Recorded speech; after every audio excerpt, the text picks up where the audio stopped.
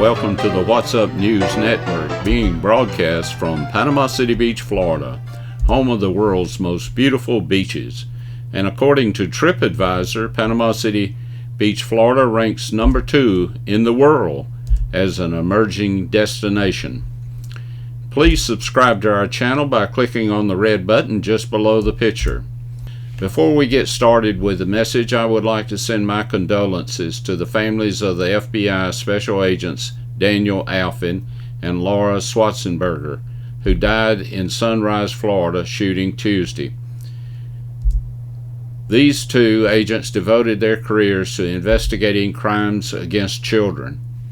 Miami Special Agent in Charge George Pirro called the shooting and the loss of Alfin and Schwarzenberger a very dark day for the FBI. The agents were known for their extreme efforts in the field of curbing child abuse with their investigatory work and educating students against the perils of sex crimes. Our chosen profession is fraught with danger. Today, this grim reality has taken 2 of our best from our family, stated Pirro. Daniel was 36 years old, was a New York native, and started his FBI career in Albany, New York office in 2009. He was assigned to the Miami office in 2017, investigating crimes against children. Daniel was recognized as an expert in federal court in areas related to computer forensics and the investigation of child exploitation crimes. The documents added that he had testified on more than 20 occasions as a witness across more than 10 federal jurisdictions. Alfin played a critical role in the massive investigation that led to hundreds of child pornographic arrests. The case and the thousands of follow-up investigations it has launched is unprecedented in its scope and reach. These 2 FBI agents from Fault Crimes Against Children unit and 3 other agents are also wounded in the South Florida shooting.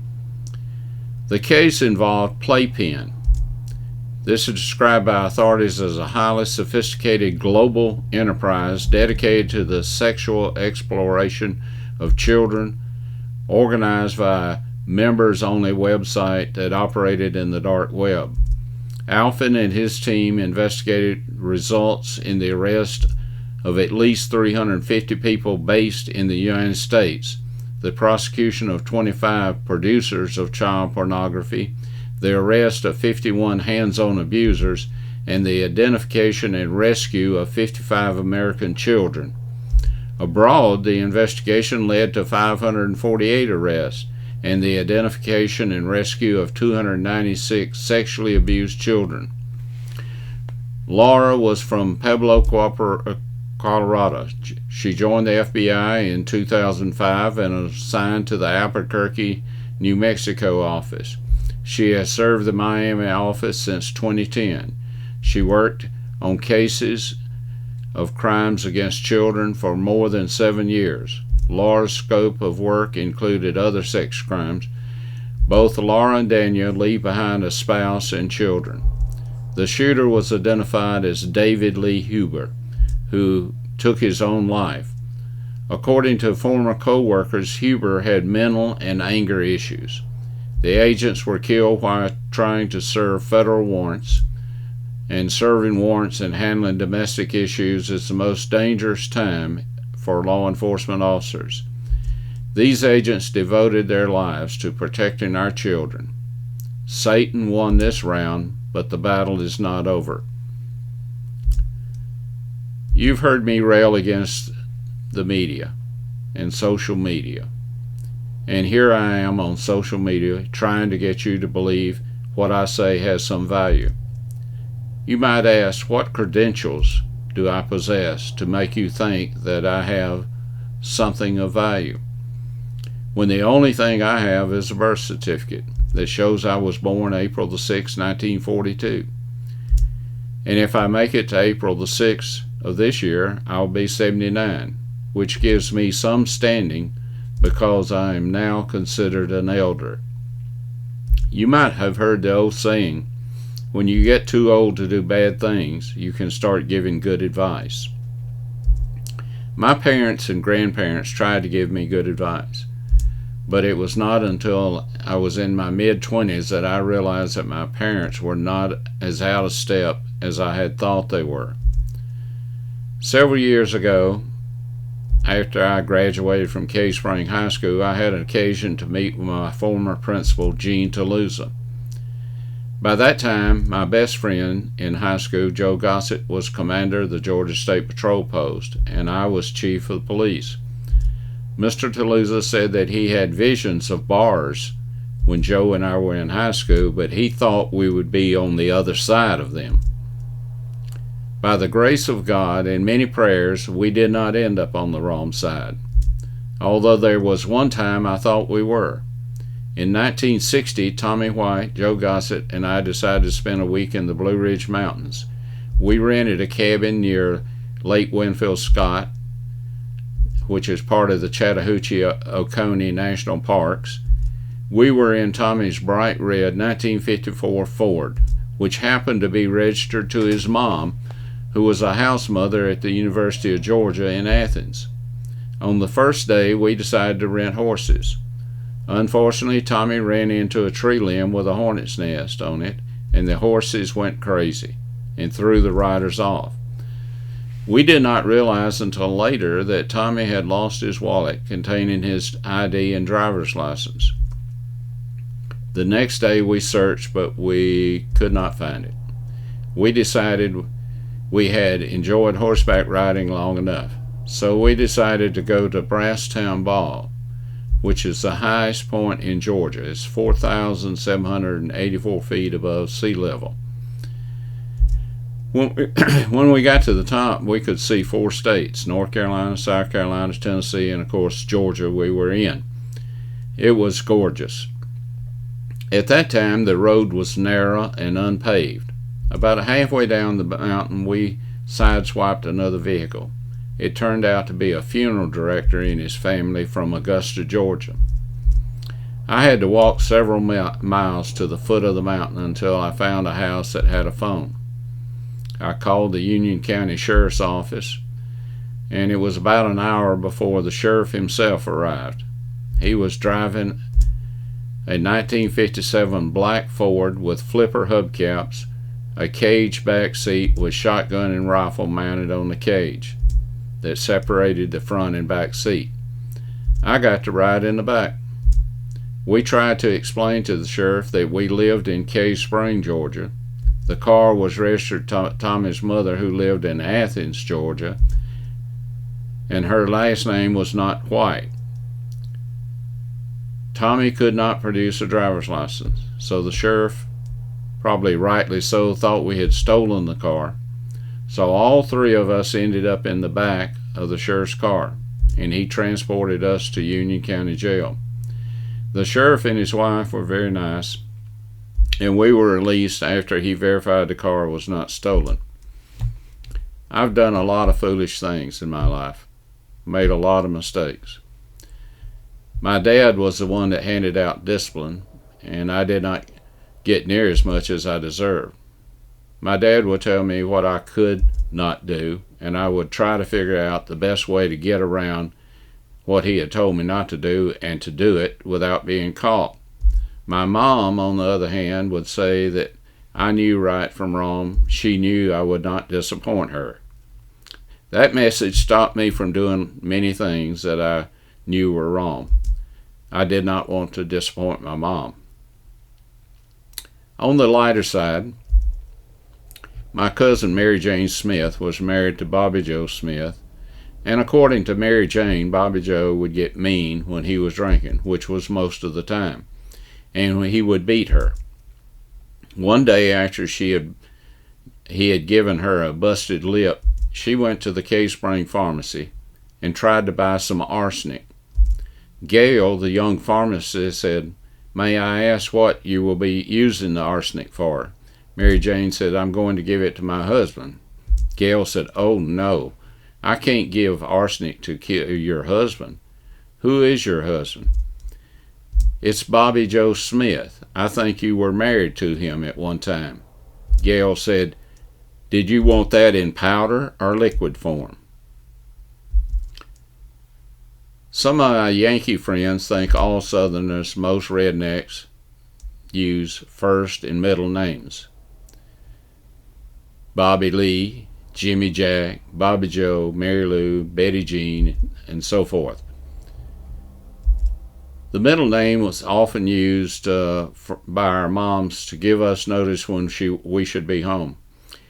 Most of us kids played out in the neighborhood, and we didn't show up until it was time for supper. Like, for instance, my name is James Floyd Free. My mom would start supper, that is what my Yankee friends called dinner. When it was ready, she would step on the porch and holler, "Jimmy, supper is ready." If I didn't show up in 5 minutes, she would shout with more intensity, "Jimmy Floyd, supper is ready." If I was not sitting at the table by the time she got to Jimmy Floyd Free, I was in deep trouble.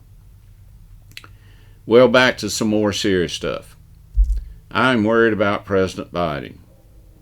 I'm also afraid he's not getting enough exercise and rest. It seems like he has been sitting behind the desk signing everything that Bernie and AOC won't sign. And I even saw a picture of Radar trying to get something signed. I also felt sorry for Jen, the new White House press secretary. It seems like she didn't know the answer to a lot of questions. She kept saying, "I will have to circle back around on that one." I could tell she wasn't from the South. If she had been from the South, she would have said, "Well, there you go," which is the universal default in the South when you don't know the answer.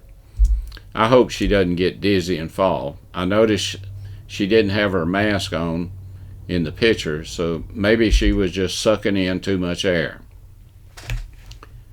I recently heard a sermon about dead men bones, and I realized that there are many men, from their appearance you would think they were alive, but inward they have dead man bones. In Matthew 23:27, Jesus was speaking to the politicians of his day. That would likely apply to many of the politicians of our day. "Woe unto you, scribes and Pharisees, hypocrites! For you are like unto whitened sepulchres, which indeed appear beautiful outward, but are within full of dead men's bones, and all uncleanness." This points out that you can be religious, but if you don't have a relationship with Christ, you have dead man bones. There are power and life in the bones of those that have a relationship with Christ. In 2 Kings 13:21, it says, "And it came to pass, as they were burying a man, that, behold, they spied a band of men, and they cast the dead man in the tomb of Elisha. And when the man was let down and touched the bones of Elisha, he revived and stood up on his feet." Now those guys, they were afraid of the approaching men, for they feared them, so they just threw the body in on Elisha's grave. And I just wonder what their reaction would have been when they saw the man, the dead man, stand up on his own feet after he had been revived by touching the bones of Elisha. The movie Roe v. Wade has been in production for the last couple of years and is now complete. The director now has deals to stream the Roe v. Wade movie on Amazon, iTunes, and pay-per-view services across the country. And now we need to advertise this movie to every person in America who cares about the lives of the unborn. Would you consider donating at least $48 to advertise this film? Millions of people will see it and save countless unborn lives. I've attached the link to the trailer and we'll attempt to play that for you. We have been in our second civil war for over 50 years now. A bunch of disorganized men are going to rid this country of abortion restriction.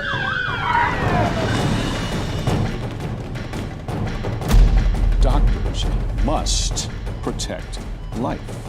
from the point of conception. Are you sure you want to do this? You're a liar. You did this. You led me down this path. You didn't want them. You seen the post this morning? saw it. Idiot, there's a leak.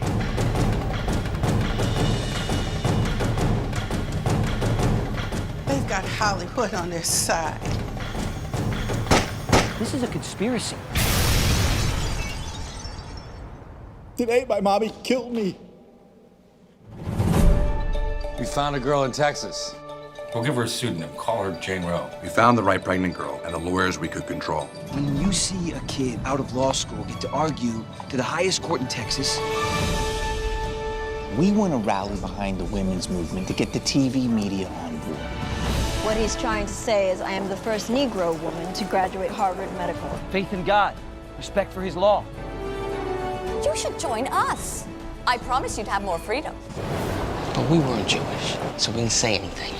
And then they came after the mentally deficient. But we weren't deficient, so we did nothing. And now they're coming after the unborn. And so you're gonna do nothing? It's God's duty to forgive. It's ours to rule the law. You're changing your vote because your family found out. Or was it the media? If we don't sort this out, fur will fly today. You were trying to control us, Warren, old buddy. That is completely unethical. In the matter of Roe v. Wade, I want the case re-argued. So you want to enslave women? I gotta go before I blow a gasket.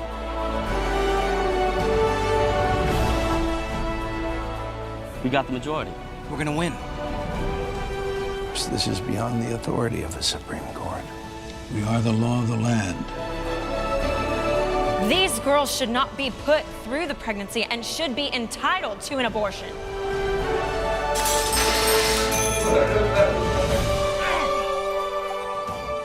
The true silent minority. Who is speaking for these children?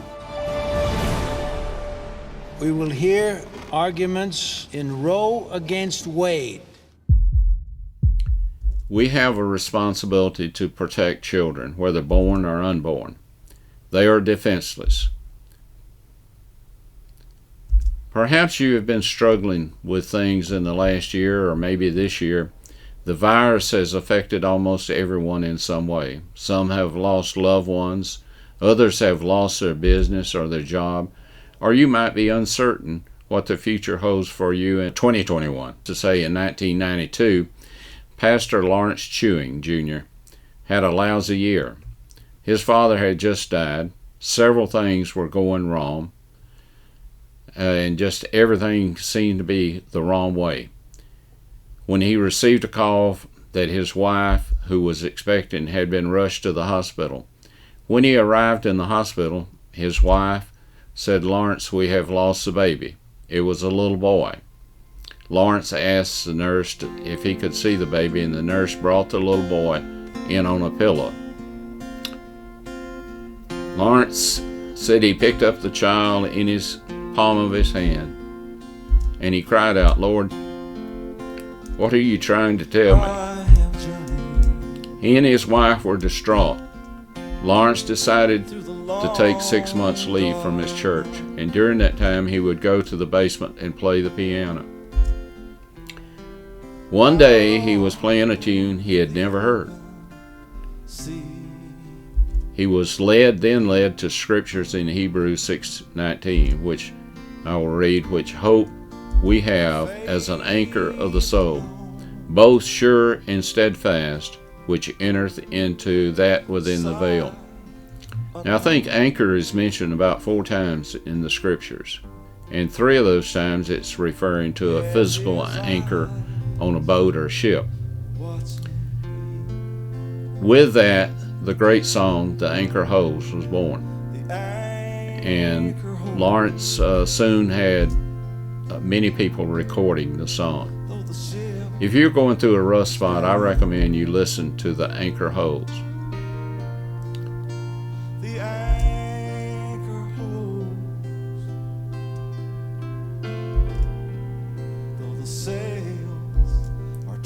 Until we meet again, may God bless you, your family, and this great nation that we live in. On my knees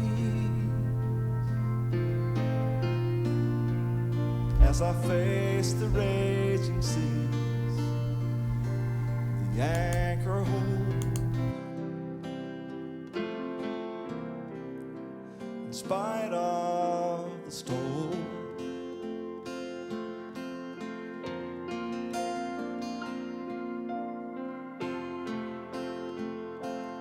I've had visions, and I